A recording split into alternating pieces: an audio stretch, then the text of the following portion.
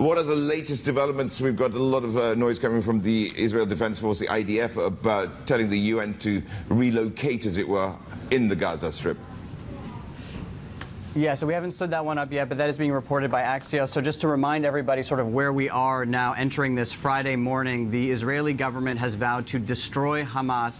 The way that they're going to go about that, we do not know for sure. We know that they have mobilized more than 300,000 soldiers. We know that 300,000 soldiers are standing ready not far from the Gazan border. And in a briefing yesterday, the Israeli Defense Forces says that politically speaking, the leadership had not yet made a decision about whether or not to launch a ground invasion into Gaza. However, the military is preparing for that eventuality. As you mentioned, Israel apparently was telling the UN to evacuate the northern northern part of Gaza. That is according to Axios. And the death toll in Gaza has now, breached 1,500 people. Thousands and thousands of people have been injured. More than 6,000 bombs have been dropped by the Israeli military forces that have taken out buildings. There is limited water, food, internet, electricity, all of these sorts of things. And so there have been calls from across the world to try to establish a relief, an aid corridor to Gaza.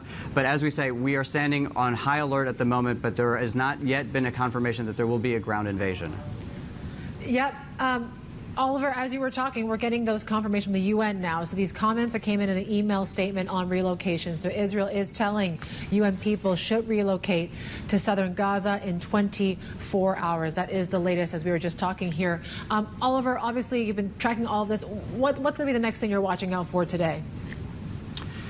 So part of it will be the diplomacy, and this has many, many facets. I'm sure you're going to get into that just now with Rebecca. But really what is interesting is you had Blinken here in Tel Aviv yesterday. He's in Jordan today. He will meet with Mahmoud Abbas, the president of the Palestinian Authority over in the West Bank. But he will also go to Saudi Arabia, to Qatar, to the UAE, to Egypt. And all of this sort of diplomacy will be taking place. What was interesting is that he was in Tel Aviv yesterday. He spoke to, yes, Netanyahu. He spoke to government officials here in Israel. But he also spoke to survivors of the attack and lent his sort of unwavering support and the U.S.'s unwavering support to Israel. However, in that there was a sort of very tacit sort of, I don't know if it's quite a warning, but it's sort of to say that how Israel goes about this is extremely important, and that what differentiates what he would say is the United States and the West is that their care for innocent lives. And he said that that's why it's so important to take every possible precaution to avoid harming civilians, and that's why we mourn the loss of every innocent life.